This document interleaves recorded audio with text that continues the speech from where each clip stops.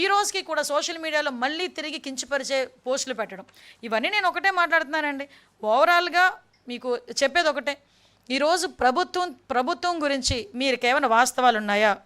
మీకున్న ఆ వాక్ స్వతంత్ర హక్కుని మేము ఎక్కడ కూడా ఇబ్బంది పెట్టాం, కానీ వాస్తవాల్ని వాస్తవాలుగా మాత్రమే రాయాలి.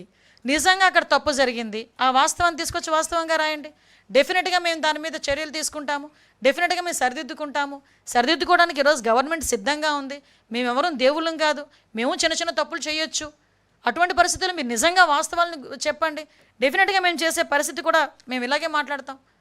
అంతే తప్పించి అవాస్తవాలను వాస్తవాలుగా చిత్రీకరించడానికి ఒక దండుపాలెం బ్యాచ్ లాగా కొంతమందిని బయటకు తీసుకొచ్చి ఇదే పనిగా సోషల్ మీడియాలో పోస్టులు పెట్టించి, సోషల్ మీడియాలో నోటుకొచ్చినట్టు మాట్లాడించి, తిరిగి మహిళల గురించి కించపరిచేటట్టు మాట్లాడించి, రెచ్చగొట్టే విధంగా మాట్లాడించి, ప్రజల్ని మభ్యపెట్టడానికో అభద్రతా భావానికి గురి చేయడానికో కనుక ప్రయత్నం చేస్తే డెఫినెట్గా లీగల్గా మేము యాక్షన్ తీసుకుంటాం.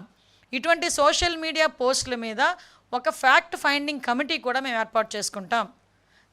దాంతో భాగంగా వాళ్ళు ఇచ్చిన నివేదికల ఆధారంగా డెఫినెట్గా ఒక చట్టాన్ని కూడా తీసుకొచ్చి సోషల్ మీడియాలో అవాస్తవాలను వాస్తవాలుగా చిత్రీకరించడం ప్రయత్నించే ప్రతి ఒక్కరి మీద కూడా లీగల్గా చర్యలు ఉంటాయి.